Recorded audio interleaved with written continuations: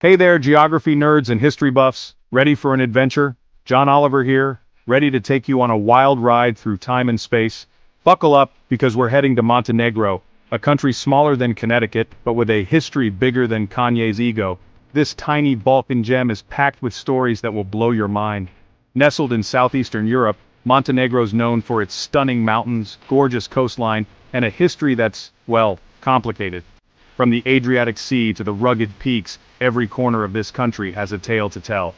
We're talking centuries of empires rising and falling, invasions, occupations, and enough independence movements to make your head spin. Imagine a place where the past is always present, and every stone has witnessed 1,000 stories. But don't worry, we'll navigate this historical maze together. I'll be your guide through the labyrinth of Montenegro's past. We'll meet fierce warriors, cunning rulers, and everyday people just trying to live their lives amidst all the chaos. Their stories are as dramatic as any epic saga. Think Game of Thrones, but with better views and way more rakia. That's a potent local brandy, folks. And trust me, the real-life drama here is just as intense. So grab your burek, delicious pastry, pour yourself a shot of history, get your mind out of the gutter, and let's dive into the fascinating story of Montenegro, a country that proves size isn't everything. Ready? Let's go! Our story begins way back when, long before Instagram influencers roamed the earth. Picture a time when the world was a vast, mysterious place, and the Mediterranean was the center of it all.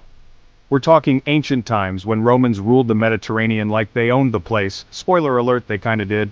Their influence stretched far and wide, touching every corner of the region. Montenegro, known back then as Doclea, was part of the Roman province of Dalmatia. This area was a bustling hub of activity, with Roman culture and architecture leaving a lasting imprint.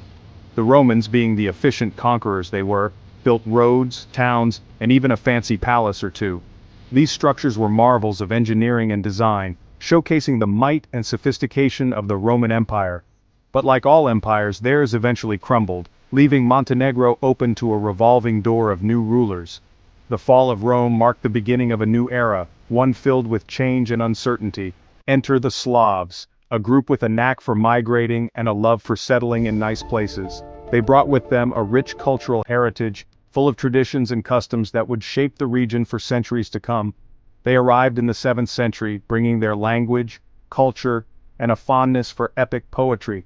Their influence was profound, laying the foundations for the future development of Montenegro. Over the next few centuries, Montenegro saw its fair share of kingdoms and principalities rise and fall. It was a time of great turmoil and transformation, with each new ruler leaving their mark on the land. It was like a medieval soap opera, with alliances shifting faster than you can say, Nemanjic dynasty.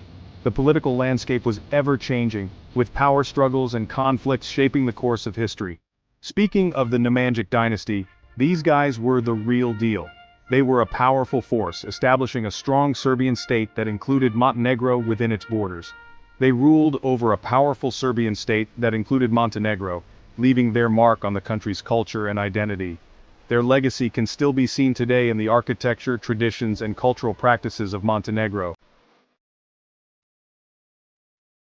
The Middle Ages in Europe were a wild time. Imagine knights in shining armor, epic battles, and political intrigue that would make House of Cards look like a kindergarten playdate. Montenegro was right in the thick of it. One minute they were allied with the Byzantines, the next they were fending off the Venetians.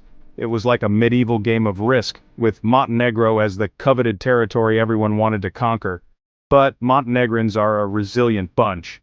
They fought tooth and nail to defend their independence, developing a reputation for being fierce warriors. Think Spartans, but with better scenery. This period also saw the rise of the Serbian Orthodox Church, which played a crucial role in preserving Montenegrin culture and identity. Think of it as the original influencer, shaping beliefs and values for generations to come.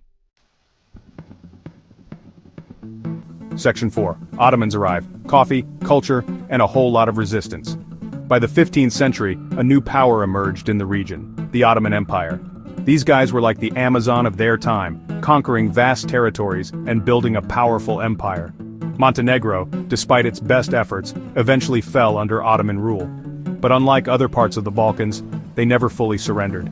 They were like that one kid in class who refuses to follow the rules, much to the teachers, or in this case the Ottoman Empire's annoyance. The Ottomans, being the cultural melting pot they were, brought coffee, cuisine, and a whole new way of life to Montenegro. But they also brought taxes, religious conversions, and a whole lot of oppression. Montenegro, however, wasn't about to give up its identity that easily. They resisted Ottoman rule through guerrilla warfare, rebellions, and a healthy dose of defiance. Section 5 Independence Days. Montenegro gets its groove back, twice. After centuries of Ottoman rule, Montenegro finally declared its independence in 1878. Cue the fireworks, celebratory gunshots because why not, and a collective sigh of relief from the Montenegrin people. They even got themselves a fancy new king, Nicholas I, who ruled for over 50 years. He modernized the country, introduced a constitution, and even found time to write some poetry. Talk about a Renaissance man. But Montenegro's independence was short-lived. World War I broke out, and the country got caught in the crossfire. By 1918 it was absorbed into the Kingdom of Yugoslavia, a union that promised unity but often delivered turmoil. Section 6. Modern times from Yugoslavia to Yugo-girlfriend. The 20th century was a roller coaster ride for Montenegro, and frankly, most of the world. They went through World War II, became part of communist Yugoslavia, and even had a brief but intense love affair with Slobodan Milosevic. Spoiler alert, it didn't end well. But through it all, the desire for independence never faded. In 2006, after a referendum, Montenegro finally regained its independence, this time peacefully. It was like a messy divorce followed by a surprisingly amicable separation. Since then, Montenegro has been busy rebuilding its economy, strengthening its democracy, and trying to figure out its place in the world. They even joined NATO in 2017, much to Russia's annoyance. Section 7. Montenegro today, tiny but mighty on the world stage. So, where does Montenegro stand today? This small Balkan country, nestled between the Adriatic Sea and rugged mountains, is making waves on the global stage. Well, it's a small country with big ambitions. Despite its size, Montenegro is determined to carve out a significant place for itself in the world. They're working towards joining the European Union, attracting foreign investment, and modernizing their infrastructure to support a growing economy, and becoming a tourism hotspot. With its pristine beaches, charming old towns, and vibrant culture, Montenegro is quickly becoming a favorite destination for travelers. And let's be real, with its stunning scenery, rich history, and delicious cuisine, Montenegro has all the ingredients for success. Montenegro has all the ingredients for success. From its breathtaking national parks to its historical landmarks, there's something for everyone. They just need to work on their branding. Effective marketing could help Montenegro reach new heights and attract even more visitors. Montenegro, it's not just a Bond villain's lair anymore. This country is ready to redefine itself in the eyes of the world. Has a nice ring to it, don't you think? The warmth and friendliness of the Montenegrin people make it an even more appealing destination. But jokes aside, Montenegro's story is a testament to the resilience of the human spirit. This nation has a rich tapestry of history and culture that continues to inspire. They've faced countless challenges throughout their history, from wars to political upheavals, but they've always bounced back, stronger and more determined than ever. Their resilience is truly remarkable, stronger and more determined than ever. The spirit of Montenegro is evident in its people and its landscapes. So, the next time you're looking for a travel destination that's off the beaten path, consider Montenegro. It's a place where adventure and tranquility coexist. You'll be greeted with breathtaking views, warm hospitality, and a sense of discovery that few places can offer, and a history that's as captivating as it is complex.